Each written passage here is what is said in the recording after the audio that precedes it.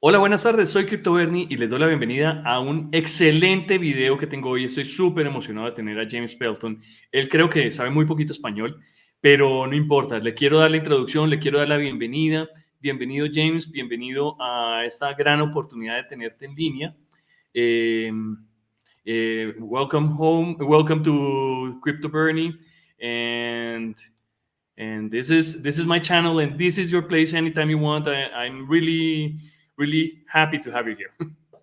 Thank you so much for having me. Gracias. I speak poquito Spanish. You have to go very, very slowly, but English probably better for me. But yeah, thanks for having me. It's great to be here. So, as I just told you, you are kind of my mentor here. The first time I got into crypto, I started watching some of your videos, and I followed you all the time. I know a little bit about what you have done and what you have been constructing and building inside the crypto world. And but I want to share this info with the people that hear us. Most of the people that are in my channel talk Spanish, but as I always tell, people that are educated in Latin America, most of them speak also English and will understand this interview. So, can you tell us a little bit about yourself? How did you started in crypto and all your backstory? Yeah, absolutely. So I started off as a software developer. And I just really decided I didn't like the 9 to 5 job. I didn't like that I couldn't see my kids as much as I wanted to. I couldn't travel the way I wanted to.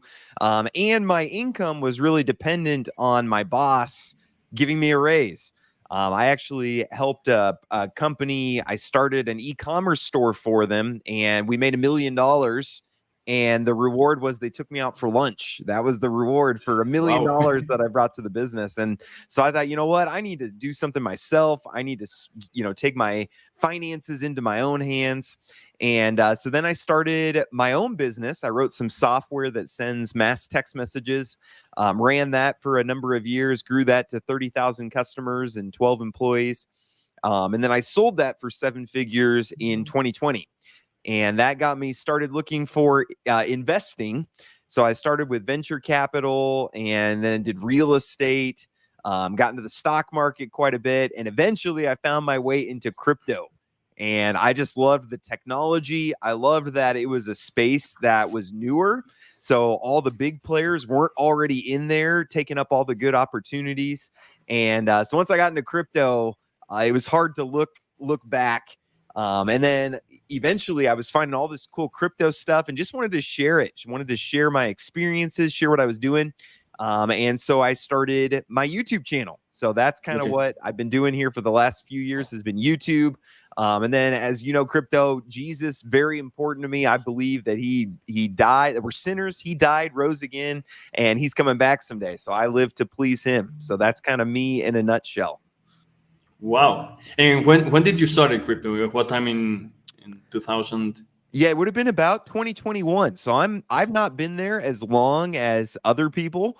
And I got in the middle of a bull market, which is dangerous because you get in and you just see everything is making you tons of money and you think, wow, it's gonna go this way forever. And a lot of the veterans would tell me, hey, enjoy it while you can because it's not going to be this way. And I was kind of like, oh yeah, whatever. But then when we hit the bear market, lo and behold, they were right, and kind of had to adjust my portfolio and things. But we're making it through. So and on the cusp of another bull market now. So good times ahead of us. It looks like. We hope so. I imagine this will last at least 1 year more, 1.5 years more. But we're just starting. So I wanted to ask you. I just asked you before we got live. How do you mix your religion with the crypto world and your passion for for investment? Because sometimes people ask me, if you're so religious, why are you so capitalist? And they don't feel it works in the same line. Yeah, absolutely. And it's been difficult for me to work through because, even as a Christian, it's like, okay, I'm sold out for Christ. But then in my heart, I still had a big desire to be rich. And, you still want millions of dollars and you still want a lot of money. And just over time, God's kind of worked in me where he's helped show me that being rich is really not that great. Like some of the most miserable people I know are my rich friends, because we think that all this money is going to make us happy. But then when you get it, you realize, oh no, it actually just makes my life more complicated. I have more stuff. I have more things I have to manage. I have, I can take fewer breaks, fewer vacations because I have to make sure I maintain my lifestyle. And so then I went through a short phase where I was like anti-money. But then God kind of showed me through that too. He said, no, money has a purpose. The book of James says that pure and undefiled religion is to help widows and orphans. And so I saw that and I said, okay, I want to please the Lord. I'm going to go help widows and orphans. And then all the widows and orphans I went to go help, one of the first things they said was, well, we need money. And so then it clicked in me. Okay, so making money, God's blessed me with business acumen. And okay, so making money isn't bad, but making money with the purpose of just me getting rich, that is bad. That's worthless. But making money and making as much money as I can with the purpose of helping other people, that's really fulfilling. Jesus says it makes you happier to give than to receive. And so once I kind of put that together, then I realized, oh, okay, it's fine to make money and it's fine to help other people make money as long as we keep the focus on, I'm not, when Lambo is not the question that I ask. And I tell my audience, if you're asking when Lambo, don't watch me. That's not what I want to help you do. But we can make a lot of money because then we can help a lot of people who are in need. Oh, wow. No, I believe so. That's why I started also my channel. I want to be rich. I want to have money, but I also want to teach people, and I want to translate all this crypto knowledge into Spanish and bring it to Latin America people. So probably we're in the same line. And I wanted to follow with another question about. There's a lot of criticism about some of the projects you show. I I hate it when I say this because I appreciate you. I have a good appreciation about you, but there's a lot of people that are really don't feeling that we offer or we talk about the great projects. How do you deal with this? How with all these critics and all the fight against James Pelton or I don't know. I sometimes I receive the same responses. Yeah, I've never seen any FUD against me. No, I'm just kidding. I have. I've seen a lot over the years. At first it was very difficult. I'm kind of a people pleaser. And so when I first started my YouTube channel, when you're a smaller YouTuber, you mostly only have people who like you. There's not a lot of haters out there. But then when you get bigger, I'm at 57,000 subscribers. And it's just inevitable that you're going to have a big chunk of people who just don't like you. And, they say false things about you. And God's kind of used that in me just to, first off, recognize why people are angry with me. People's finances are very close to they get frustrated and they get angry. And honestly, a lot of times there's guilt where people put their money into something and they feel guilty when they lose it. And so they're looking for how can we ease that guilt? Well, one of the ways is if we blame someone else. It wasn't our fault. This person told me to do that. And then it's just a way to kind of cope with their guilt. And so I don't really take it personally anymore. I just realize, okay, they've got some pain. They want to push that off on me. That's fine. I have the Lord. I can put up with that. It's not a huge deal. I've learned a lot through my journey. I honestly, there's been time I've made bad decisions. I've made bad calls. I've been naive about things. Again, I started in the middle of a bull market and just I didn't know how things were going to turn out. And so I said things how I saw them at the time, and I've learned from that. So kind of going forward, I've learned, look for real revenue that's coming into projects. Don't, if someone's making a big payout, but you can't find out, well, where is that money coming from? Chances are it's Ponzi, that it's coming from new people coming in, and eventually it's going to fall apart. Those never work for very long. So, I've just kind of learned over the years, and hopefully just want to serve my audience better going forward. So, as long as every mistake I make, I learn something from it, then I'm okay with that. And, haters, if it helps you to put it on me, that's totally fine. I don't really know you. It doesn't really bother me anymore to have people that I don't know that are mad at me for something. So, feel free. I'm here for that. So that's the next question that I was going to focus on, because how do you filter those projects that you get into your portfolio, and how is that a exercise you do to get them into your portfolio? So probably people that are watching us follow the same line. Yeah, absolutely. And this has changed a lot over the years.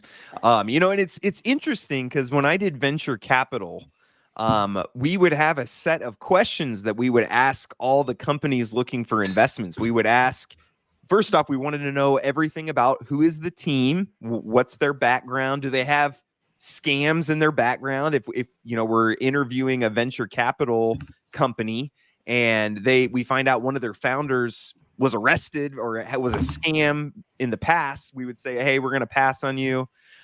We would look for who's your target audience, what problem do you solve, where is the revenue going to come from, what's your revenue projection. And for some reason, I don't know what the disconnect was, but when I got into crypto, really, we even call these projects, but they're really just businesses that are looking for venture capital. I mean, there's really no difference.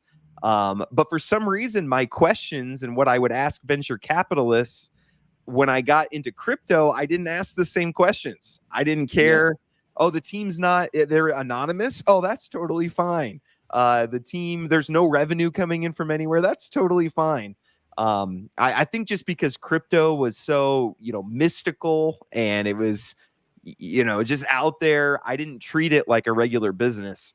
So through some losses, I've learned, okay, you know what? The same questions I had for venture capital is the same questions I'm going to have for crypto. So I'm looking at the team. I would be very, very slow to invest in any team that wasn't doxed, that they didn't have their LinkedIn and in a history of what have you done before. Because I know in crypto, we'll take a company, we'll give $50 million and give it to a 22-year-old who has no financial experience at all. And then we're like, how did he lose $50 million? And it's like, well, he's a 22-year-old who has no experience in it. So I look at the team, and then I'm really looking at what problem do you solve and who do you solve it for? Because there's a lot of crypto projects. There was all these ROI dApps where it's get 1.5% a day. It's like, well, what problem are you solving? And they would say, well, we're making you rich. You're not rich, and we're making you rich. I'm like, that's not a problem. And then where does the revenue come from? So, and again, a lot of companies, crypto companies, have a hard time answering that. They say, well, people will buy the token. And it's like, well, that's just new investors. Where is actual revenue going to come in other than new investors? And if they can't answer that, then, I'm out.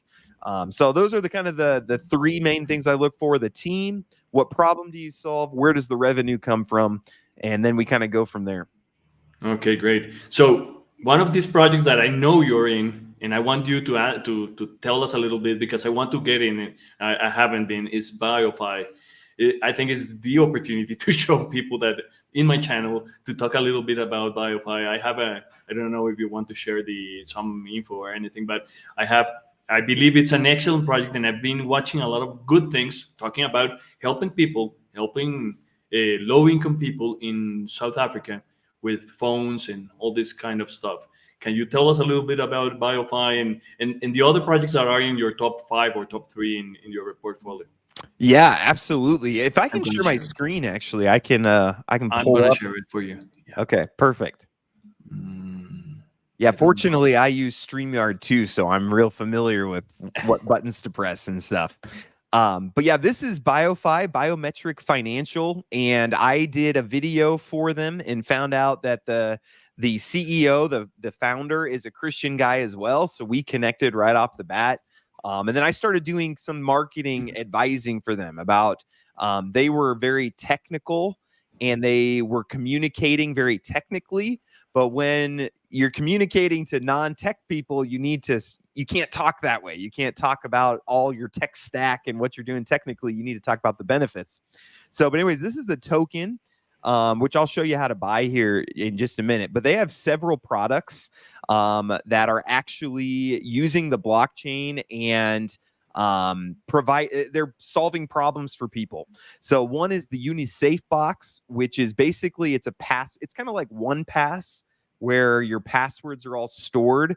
But in this case, they're not stored on a server. I don't know if you know this, but LastPass got hacked a while back. And that's because they were storing everyone's passwords in a database, a centralized database. So Biometric Financial, they do similar to LastPass, but they store it on the blockchain encrypted. So not even BioFi doesn't have access to any of that. So it's just you and the blockchain directly. I think it's a really clever way to use blockchain. So another one that they have is Saytech, which is biometrics. So it's like they take your face scan and your voice to protect apps, protect websites, things like that. But again, it's not stored in a centralized database. It's stored on the blockchain. So that's two products that they have. But their most recent thing that they've done is this Phoenix X phone. So this is a phone that they've been able to bring the price down to $200 because their main goal was to help underprivileged people starting in South Africa, but then really going to the whole continent of Africa, then going to the Southeast Asia region, and then eventually we'll hit the rest of the world. But it's a blockchain phone. So it kind of has a normal phone side. It's a normal Android phone, but then you can switch it into blockchain mode where everything's encrypted. Your pictures and your files and everything are stored on the blockchain encrypted. So it's really cool. And one of the coolest features is when you buy a phone, a portion of the phone goes into some crypto trading bots, which we'll talk about here in a little bit. And so you start making money right when you buy the phone. So you have a wallet on the phone that'll just start getting $6, $7, $8 a month. So it's one of the first phones that pays you when you buy the phone. For using it. For using it, yeah. Yeah. Yep. So what's the price? $200 approx? $200. Yep. So it's available in South Africa right now. That's kind of where we're starting. Here's the specs. It's normal Android phone. Very, very well built phone too. And what they're going to be doing with the token is a portion of all the phone sales will go to buy BioFi off the market.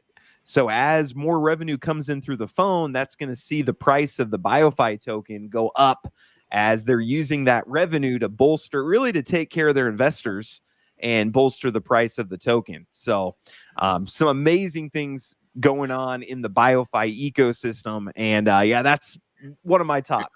And what is the market cap at this moment for BioFi? So the market cap, the market cap is pretty low. I think it's sub million, so it's lower than $1 million. I want to say it's like 400K right now.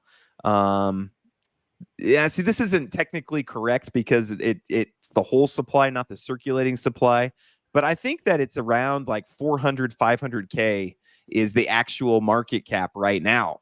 So, it's so there's risk to it because that's a low market cap. It could end up the phone could flop, and it ends up not working out. So again, I wouldn't say go put your life savings into BioFi. But if you're looking for some of those low cap gems that have the opportunity to, 100x or even 1,000x, when you're talking about a $200-300 million market cap, that could easily 10x. That could easily 100x. It could 1,000x. It could 10,000x. So and also it has real world assets. It's right. It has utility. Had something, as you said. This is not a Ponzi thing. It's real. Yep, absolutely. So, and I'm hoping other projects will be like BioFi, where they're using blockchain to solve real problems. So yeah, BioFi definitely one of my top here at the moment. And what else do you have in your portfolio? How do you? Yeah. So another one is Warfi. So these are I'm also trading there. bots. Yeah, my audience is pretty familiar with these. I actually helped start this and helped get it off the ground. I mostly just do advising for now. But they've averaged, let's see here, averaged 7% since December of 2021. So we've got 2.5 years, here 6.4, 5.8, 5.4. I think we ended April at about 6.5. So that's just, if you can get a solid 6% a month, and it does it with crypto trading. So again, okay, here's where the revenue is coming from. It's not from new investors. So I'm a big fan of Warfi. I will offer a caution though. It still is risky. You're not getting 6% a month without significant risk in that. But that's another one I'm a big fan of. Jason is from South Africa also, no? Yes. Yep. And That's by the way, you are from South Africa. Yeah, I've been to South Africa several times, but that's actually the BioFi team. How they got connected to South Africa was me and Brian were talking, and I introduced them to Jason, and then we flew to South Africa to meet with Jason, and that's actually how the BioFi phone started in South Africa. So it's cool, the networking. It's one of my favorite parts of being a YouTuber, is just you get to meet all these different people. And then a lot of times I'll just kind of see, I think it's from the Lord, but he'll show me, oh, this person can meet with this person and they could do some big things. So that's been really cool. That's something that I also try to do, try to meet and engage with a lot of people and try to mix them together. It's something, I don't know why. Yeah. But Yeah. It's a lot of fun. I love it. Another one that I'm really big on is Bitcoin mining. So again, I always say in every gold rush, which crypto is a gold rush right now. But in every gold rush, the people who really make a lot of money are the pickaxe salesmen. And so really I consider Bitcoin mining to kind of be like you're providing the tools that make the crypto gold rush possible. And I have some miners at my house, but I don't really like mining myself because the hardware can break. It's loud, it's hot, it produces a lot of heat and things like that.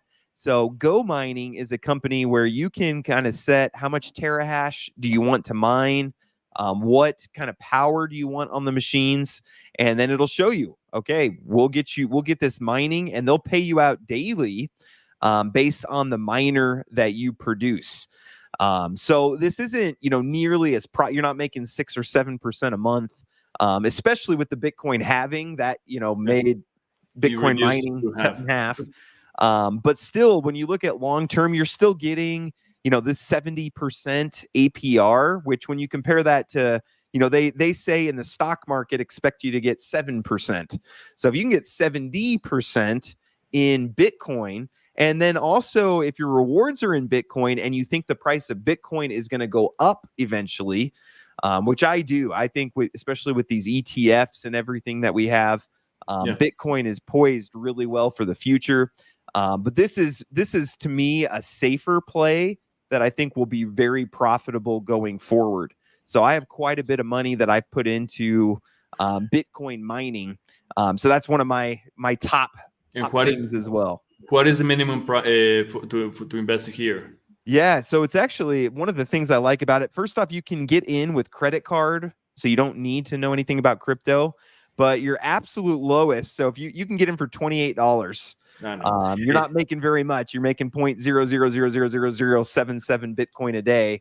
But you can, whenever you get in, you can upgrade. Yeah, so you can kind of compound, and then you can get your machine to the next level, This one's a level 8 that I have in this account. And Go Mining is they've been around for 7 years, and their break-even Bitcoin price is 30,000. So as long as we stay above 30K, it's still going to be profitable. I don't see Bitcoin going down that low. I could be wrong though. Who knows? Who knows what's going to happen? But yeah, that's one of my top plays here as well. And by the way, we can also invest in Warfi using the credit card. It's another way. So you can invest depositing crypto or paying with credit card. Yes, you are correct. Yep, you can get in, purchase with credit card. And that's just a great way to get, traditional people into crypto. Because a lot of times I get asked, how do I get my money into those trading bots? And I'm like, well, you have to download a thing called MetaMask and create a wallet. Don't lose your secret keys. Then you need to, buy some crypto on Binance. And then you need to make sure you buy some gas fees. And eventually people are like, I give up. I don't want to do it. I don't want, yeah. But yeah, if you can get in straight with credit card, there are more fees if you do it that way. But 10% fees, you have that paid off within a month or month and a half if you're making 6% a month. So I have some traditional investors. I have a traditional investor who put in $1 million. He said, hey, I've got $1 million. I want to put it into war bots. And we worked that out. And he's been really happy with that. He's making $60K a month now. And he's thrilled with that. He's like, oh, this would have never happened anywhere else. So not sure. That's a lot of money. Yes. And we jumped and we didn't tell the people, how do you invest in BioFi? Yes. How you buy your tokens? Yeah, great question. So there's one centralized exchange, and then you can get it. So it's on AVAX, and Trader Joe is the swapper for AVAX. So if you're able to get any crypto over to AVAX, whether it just be AVAX token, then you can trade for BioFi right there. And the contract address, you can get it. Let's see. Actually, the best way to get the contract address is if I just copy and paste that link. You get it right there. So that's the BioFi contract address. Then they also do have, it's on MEXC, which is a centralized exchange, which I'm a big fan of MEXC. They've done very well for me. So you can buy there as well, just like you can on a normal centralized exchange. So MEXC and Trader Joe are the two places with liquidity. No, okay, great. That's a good place to be. I've been trying to invest in BioFi. I've been thinking about it, but I have other things at the moment, so I haven't been there. And I'm also in WarFi, and I haven't heard about gold mining. I've been in alpha mining. It's having trouble, but it's going up. Yeah, so there's a whole bunch of different NFTs that can get you into mining. One thing I like about Go mining is just how, first off, they've been around for super long. So a lot of the crypto mining, they're starting up. And so there's always growing pains and things don't go as expected. So to me, it's quite a bit safer going into something that's been established. For Go mining's been going for 7 years. So it's like they've worked through all the hurdles. They don't have any delays and things like that I've run into with a lot of the mining projects as well. So yeah, and they're very transparent. I love it. Shows you, here's exactly what you're going to make tomorrow. And I get an email every day saying, hey, you mined this much Bitcoin yesterday. And then it's in my wallet every single day. It's put in there. So there's a great opportunity to get in Bitcoin mining if you want to be there. Yep, totally agree. I appreciate these good recommendations or good tips. I don't think it's a recommendation. There's more tips of what you're doing and talking about all this. I've been like I told you, I've been following all your work, and I appreciate you being here. I want to ask you another one that I know you're on top of it. You're on top of helping another team that is Mike, I believe is in trading. There's a crypto trading. I forgot the name of the guy. Well, there's the Pulse.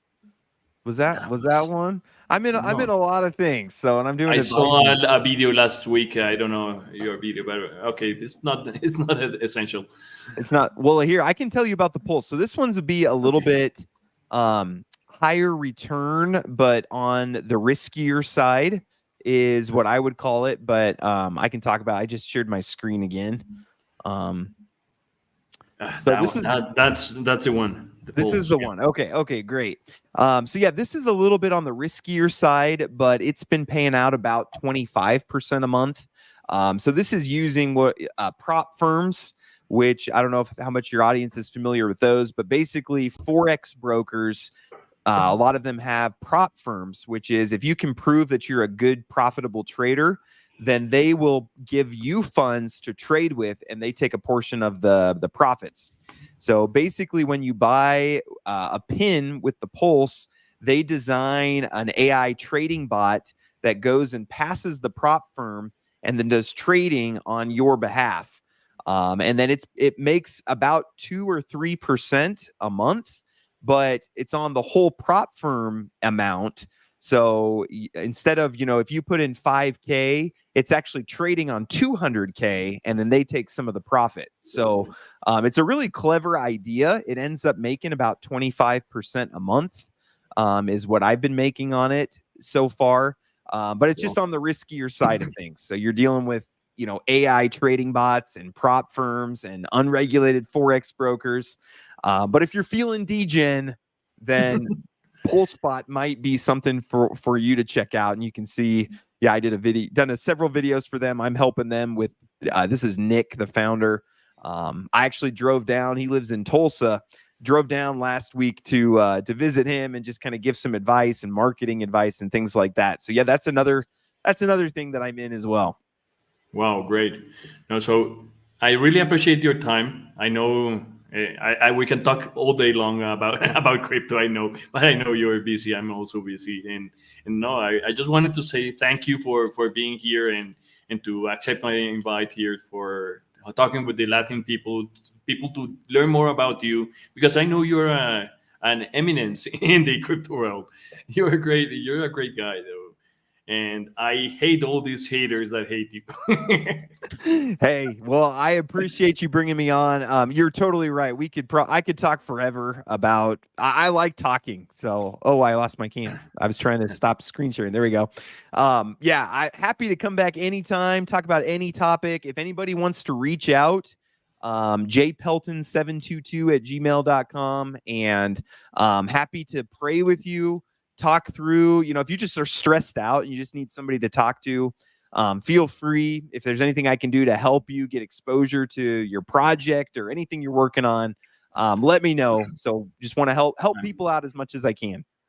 I'm full in Zap Vaults for myself. I'm ambassador there. They're a new project in Blast.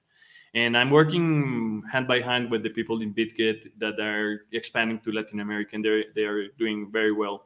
I'm doing a lot of videos for them. So very cool. Well, if you want to come on the channel, if there's anything that would be helpful to bring on, let me know, and we'll work something out, because that'd be great. Let me check the Zap Vaults. So I don't know if we can talk at that in your channel. Yeah. Okay, James. So thank you for your time, and have an excellent afternoon. Thank you so much. God bless you all. And thank you. Have a great day. Bye bye. Adiós a todos. Muchas gracias.